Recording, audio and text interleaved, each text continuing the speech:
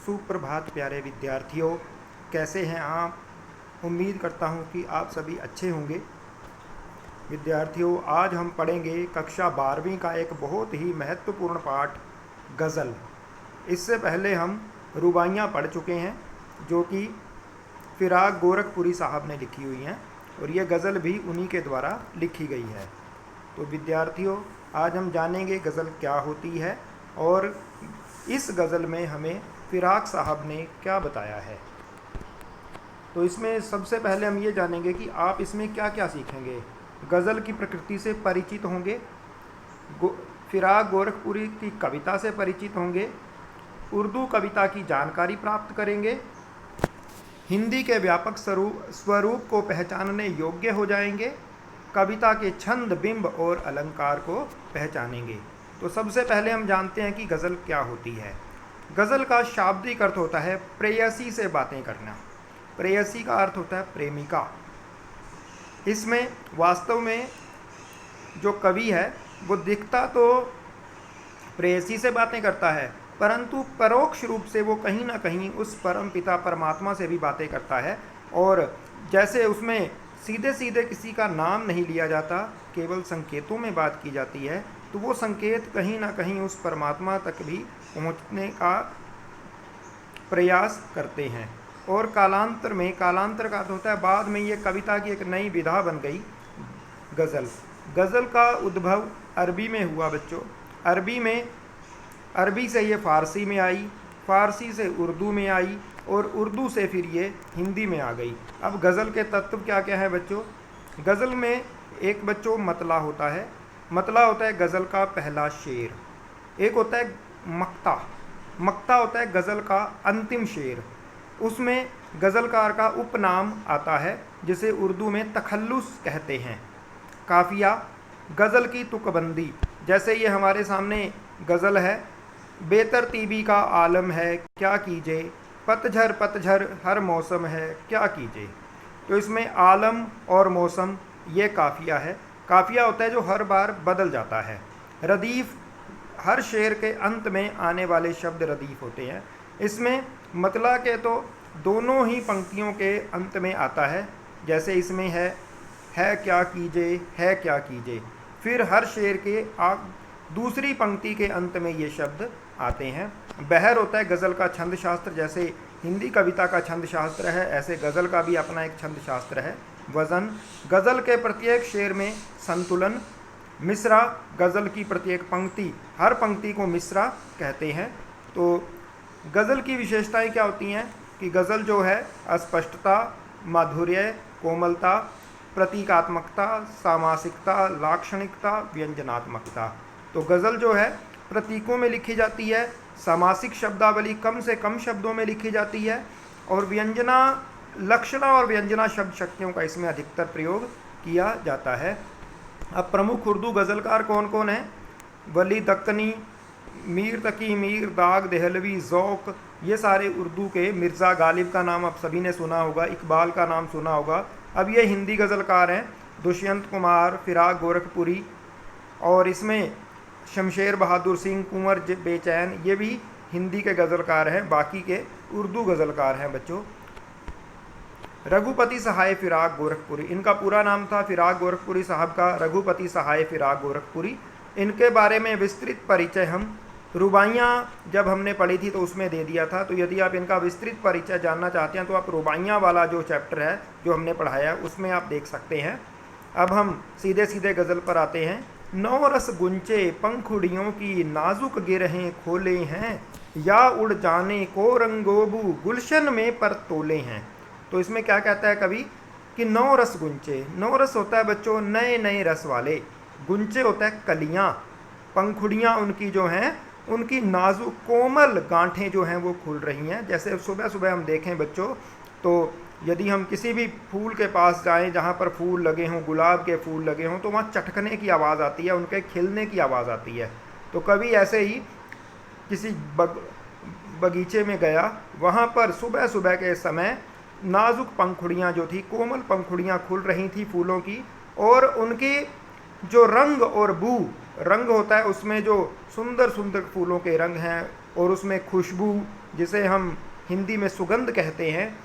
गुलशन होता है बगीचा, बगीचे में उड़ने को तैयार है। कभी ये कल्पना करता है कि उसमें जो रंग है और जो उसमें खुशबू है वो पूरे बगीचे में फैलने को तैयार है, अपने जलवा दिखाने को तैयार है। तो बच्चों ऐसे ही आप भी एक तरह से नौरस गुंचे हैं, नई नई कलियां हैं।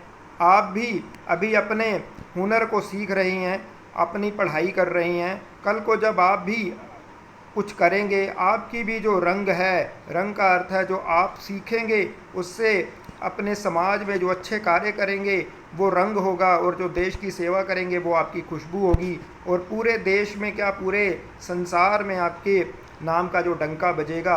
तो इसकी तरफ भी कभी न कहीं इशारा करता है। तो इसमें हम देख रहे हैं कि इसमें उर्दू की शब्दावली है। नौरस जो है इसमें गुंचे देख लें, चाहे हम नाजुक देख लें, रंगोबू देख लें, गुलशन देख लें, तो इसमें उर्दू की शब्दावली का बाहुल्य हमें मिल रहा है। अगला शेर देखते हैं हम।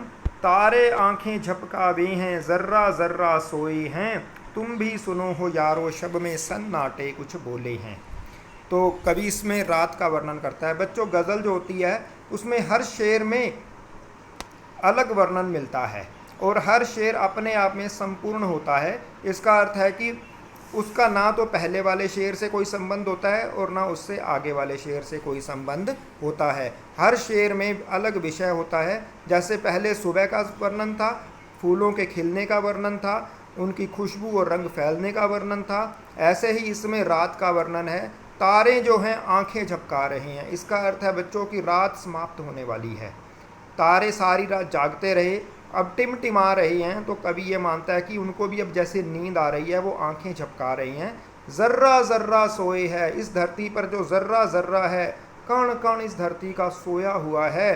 तुम भी सुनो हो यारो, वो कहता है तुम भी सुनो, शब में सन्नाटे कुछ बोले हैं। शब होता है रात, रात का सन्नाटा भी कुछ बोल रहा है। कभी सन्नाटा कुछ बोलता है बच्चों? नहीं बोलता। लेकिन यहाँ कवि ने कल्पना की है कि जहाँ अत्यधिक सन्नाटा होता है वहाँ भी कुछ ना कुछ आवाज़ ज़रूर रहती है। तो यहाँ विरोधाभास अलंकार है बच्चों। रात का वर्णन है, तारे आंखें झपका रहे हैं, टिमटिमा रही हैं, और पृथ्वी का कण कण सोया हुआ है। और ऐसे समय में रात में कवि ने जाग कर देखा कि सन्नाटा भी उसको लगा जैसे कुछ वो बोल रहा है। तो इसमें मानवीकरण अलंकार है, तारों का मानवीकरण किया है, और विरोधाभास अलंकार है दूसरी पंक्ति में बच्चों। तो हम अगले शेर पर चलते हैं।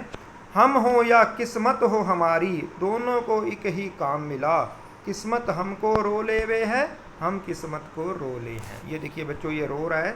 तो इसमें बताया गया है कि कवि कहता है कि जो व्यक्ति कोई मेहनत नहीं करता उसकी किस्मत उसको कोसती है कि आप कुछ मेहनत करो। किस्मत उसको रोती है और वो किस्मत को रोता है कि मेरी तो किस्मत ही ख़राब है। वास्तव में क्या होता है बच्चों, वो कोई कर्म नहीं करता। कर्म करने का अर्थ है कोई अच्छी मेहनत करना, कोई परिश्रम करना, जिससे कि उसका बुरा समय ठीक हो जाए। बस वो बैठ करके किस्मत को दोष देता है, और किस्मत उसको दोष देती है। क्या दोष देती है? कि ये कोई मेहनत ही नहीं करता। कैसा व्यक्ति है? किस्मत हमको रो ले वे है, हम किस्मत को रो ले हैं। तो बच्चों इससे ये शिक्षा मिलती है कि जो व्यक्ति किस्मत को दोष देता है, किस्मत उसको दोष देती है। तो इसलिए हमें किस्मत भाग्य के भरोसे नहीं रहना चाहिए। क्या करना चाहिए? हमें मेहनत करनी चाहिए, हमें परिश्रम करना चाहिए, हमें लक्ष्य प्राप्ति का प्रयास करना चाहिए। तो ये जो व्यक्ति ऐसे रोता है वो रोता ही रह जाता है। अगले शेर पर चलते हैं। जो मुझको बदनाम करे हैं, काश वो इतना सोच सकें, मेरा पर्दा खोले हैं या अपना पर्दा खोले हैं। तो बच्चों इसमें क्या कहते हैं कवि, कि जो मुझे बदनाम करने की कोशिश करते हैं लोग, वो इतना तो सोचें कि वो मेरा पर्दा खोलने का अर्थ है बच्चों कि अपराधों को उजागर करना, उसके गुनाहों को उजागर करना, जो उसने गलत काम किए उन्हें सामने लाना। तो जो दूसरे को बदनाम करने की कोशिश करता है वो खुद ही बदनाम होता है बच्चों। कवि यही कहना चाहता है इसमें। कवि के बहुत सारे विरोधी थे और कवि के बारे में गलत गलत बातें बोलते थे, और कवि ये कहता है कि तुम ये तो सोचो कि जब तुम मेरी बदनामी करते हो तो तुम्हारे अपने मन के अंदर छिपे हुए जो विकार हैं, जो दोष हैं, कि तुम्हें मुझसे ईर्ष्या है, तुम्हें मुझसे जलन है, तुम्हें मुझसे दुश्मनी है, वो अपने आप ही वो भाव सामने आ जाते हैं। तो मेरा पर्दा नहीं खोल रहे, तुम मेरे गलत बातें नहीं बता रहे, अपने मन की गलत बातें बता रहे हो। तो इससे हमें ये शिक्षा मिलती है कि हमें बच्चों किसी का बदनामी नहीं करनी चाहिए, हमें अपने काम पर ध्यान देना चाहिए। जब हम किसी की बदनामी करते हैं तो हमारी बदनामी अपने आप ही हो जाती है। तो इसलिए हमें ऐसे कार्य से बचना चाहिए। अगले शेर पर चलते हैं। ये किस्मत भी अदा करें हैं हम बदरुस्ती ए होशो हवास, तेरा सौदा करने वाले दीवाना भी होले हैं। तो बच्चों क्या कहते हैं इसमें कवि, जो गज़लकार हैं हमारे फिराक साहब, ये कीमत भी अदा करें हैं हम बदरुस्ती ए होशो हवास।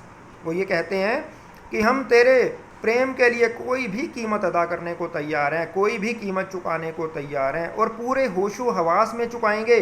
बदरुस्ती होशो हवास होता है कि पूरे होशो हवास में। जैसे बच्चों हम कोई बयान देते हैं, कहीं पर कोई हम अपना स्टेटमेंट देते हैं, तो हमें क्या करना पड़ता है, उसमें लिखना पड़ता है कि मैं पूरे होश हवास में हूँ, ना तो मैं नींद में हूँ ना किसी नशे में हूँ। तो ऐसे ही कवि कहता है कि मैं किसी नींद में नहीं हूँ ना नशे में हूँ, तेरे लिए मैं कोई भी कीमत अदा करने को तैयार हूँ। उस अपने प्रेमी के लिए कहता है, जो उसका प्रिय है। उसका प्रिय कोई लौकिक भी हो सकता है बच्चों, कोई अलौकिक भी हो सकता है, उसका कोई लक्ष्य भी हो सकता है जिसके लिए वो कोई भी कीमत अदा करने को तैयार है। तेरा सौदा करने वाले दीवाना भी होले हैं। वो कहते हैं जो तुझसे सौदा कर लेता है, सौदा करने का अर्थ होता है व्यापार करना, संबंध बनाना। जो तुझसे संबंध बनाता है वो दीवानों की तरह हो जाता है। दीवाना होता है बच्चों जिसके बाद दिमाग में सिर्फ एक ही बात हो कि उसने उसको प्राप्त करना है, उसका जो लक्ष्य है सिर्फ उसी के बारे में सोचे।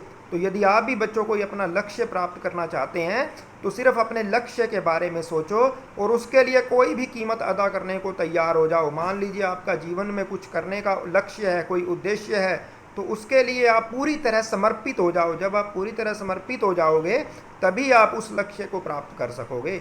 दीवानों की तरह, दीवाना होता है जो एक ही चीज़ के लिए पागल हो जाए, उसके दिमाग में कोई दूसरी चीज़ ही ना रहे कि मुझे कुछ और भी करना है, कोई और भी दुनिया है मेरे सामने।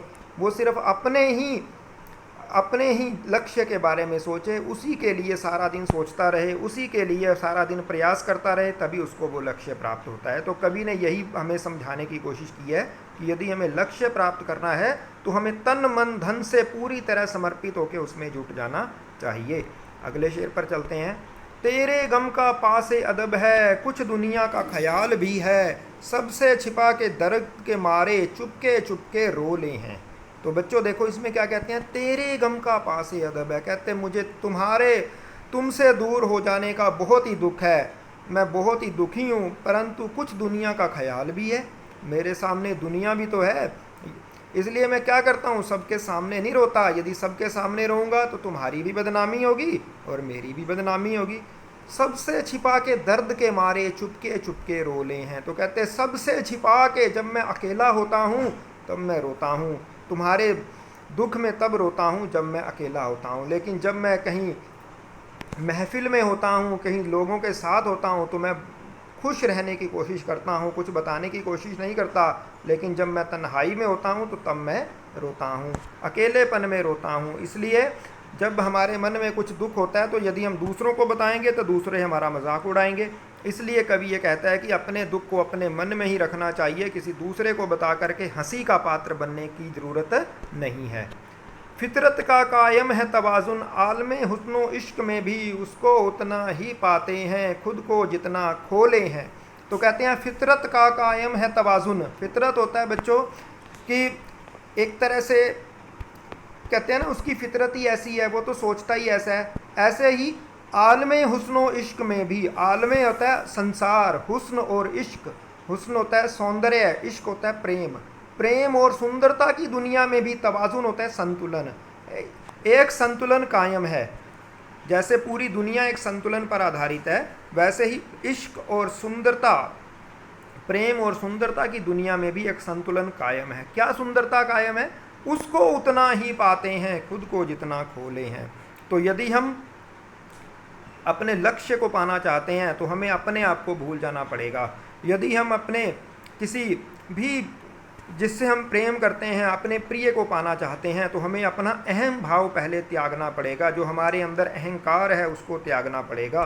तो यहाँ कवि जो है किसी लौकिक प्रेमी की बात तो करता ही है कि हो सकता है कवि का कोई प्रिय हो, वो बताना चाहता है कि यदि हम किसी को पाना चाहते हैं तो हमें सबसे पहले अपना अहंकार त्याग करके उसके पास जा कर के प्रार्थना करनी पड़ेगी। और यही कहीं ना कहीं बच्चों ये जो शेर है ये हमें कहाँ ले जाता है, परमात्मा तक ले जाता है कि यदि हम परमात्मा को पाना चाहते हैं तो हमें अपना जो दुख है, दर्द है, वो छोड़ देना पड़ेगा, अपने मन का अहंकार त्यागना पड़ेगा, अपने बारे में सोचना छोड़ना पड़ेगा और हम सिर्फ उस परमात्मा के बारे में सोचें। और यदि ये किसी लक्ष्य की बात हो रही है कि यदि हम कोई लक्ष्य पाना चाहते हैं तो हमें सिर्फ उस लक्ष्य के बारे में सोचना है।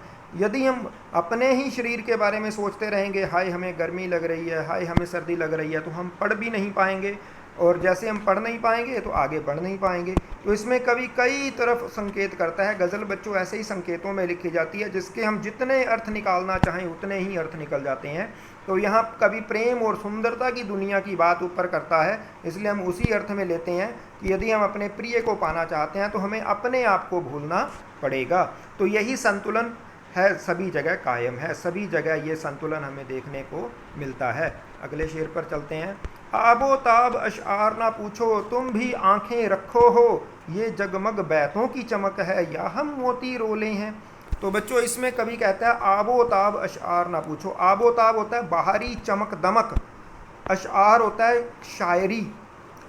शेर का जो बहुवचन है बच्चों अशआर होता है। तो वो कवि ये कहना चाहता है कि आप मेरे शेरों की बाहरी चमक दमक पर मत जाओ, केवल शब्दों पर ध्यान मत दो, उसके छिपे हुए अंदर अर्थ को देखो। तुम भी आंखें रखो हो, तुम्हारे पास भी आंखें हैं। आंखें का अर्थ है तुम भी देख सकते हो, सोच सकते हो, समझ सकते हो। आप ये देखो कि ये जो मेरी चमक दमक है शेरों की, ये सिर्फ बाहरी है या इसमें कुछ अंदर इसके भाव भी हैं, कुछ छिपे हुए अर्थ भी हैं। ये जगमग बैतों की चमक है। बैत भी बच्चों शेर ही होता है, शायरी होती है।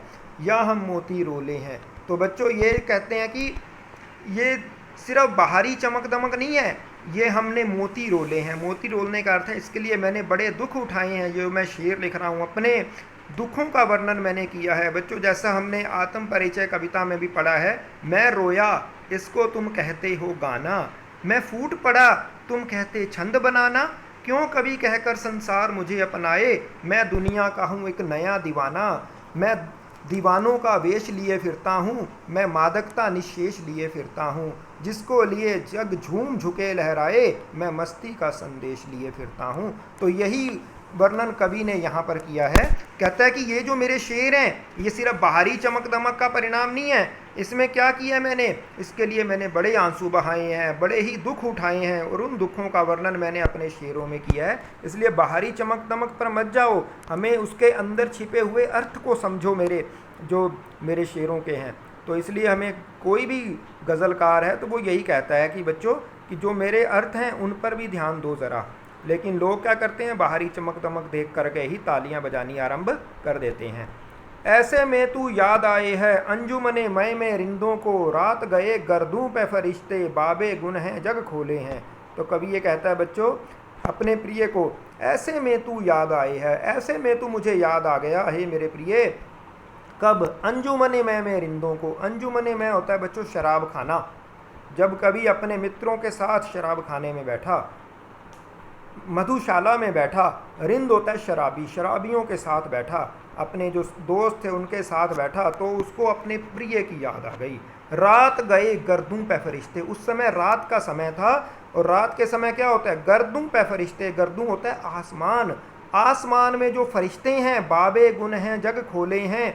तो वो कहता है कि जब लोग रात के समय बुरे कार्य करते हैं, बच्चों पहले जो बुरे कार्य सारे होते थे वो रात के समय ही होते थे। आजकल तो दिन में भी लोग दिन दहाड़े बुरे कार्य कर लेते हैं। और रात के समय जो फरिश्ते थे वो लोग बुरे कार्य करते हैं, और जो भगवान अपने दूत भेजता है वो देखता है कि कौन व्यक्ति बुरे कार्य कर रहा है। तो ऐसे लोगों के बारे में, बुरे कार्यों के बारे में जानने के लिए वो जो फरिश्ते होते हैं वो उनके बुरे कार्यों को लिखते हैं, उनका वर्णन अपने जो हिसाब किताब है उसमें लिखते हैं। रात गए गर्दों पे फरिश्ते, फरिश्ते होता है बच्चों देवदूत। जो देवदूत हैं वो उन गुनाहों का वर्णन अपने हिसाब किताब में लिखते हैं। और कवि जो है ऐसे में उसको अपने प्रिय की बहुत याद आई और वो कहता है कि रात के समय जो मेरा प्रिय है वो मुझे बहुत ही याद आ रहा था, जबकि मैं अपने दोस्तों के साथ था, शराबियों के साथ था, और कहाँ पर था? शराब खाने में था। तो इसका हमें ऐसा वर्णन पढ़ने को मिलता है। तो आगे देखिए, ये मीर तकी मीर हैं जो उर्दू के बहुत ही प्रसिद्ध कवि हैं बच्चों, और कवि ने जो अपनी तुलना इनके साथ की है, मीर तकी मीर इनका पूरा नाम था और उपनाम इनका मीर ही था।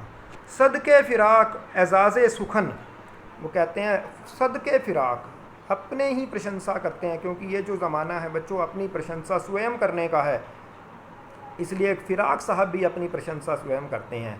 कहते हैं सदके, सदके होता है कुर्बान जाऊं फिराक पर, एजाज़े सुखन, एजाज़े सुखन है बच्चों कविता की सुंदरता, इतनी सुंदर कविता लिखता है तू। अपनी प्रशंसा स्वयं कर रहे हैं बच्चों। खुद मुँह मियाँ मिट्ठू बनना, यहाँ हम उर्दू का हिंदी का एक मुहावरा प्रयोग करेंगे, खुद मुँह मियाँ मिट्ठू बनना, अपनी प्रशंसा स्वयं करना। तो ऐसे ही फिराक साहब कर रहे हैं। कहते हैं इतनी सुंदर आवाज़ है तुम्हारी, सदके फिराक, इतनी सुंदर कविता लिखता है, इतना काव्य सौंदर्य है तुम्हारी कविता में, तुम्हारे ऊपर तो मैं कुर्बान जाऊं। अपनी प्रशंसा स्वयं कर रहे हैं कि कैसे उड़ा ली ये आवाज़। कहते इतनी सुंदर आवाज़ में उसको गाता है। फिराक साहब बच्चों बहुत ही अच्छी आवाज़ में कविता गाते भी थे।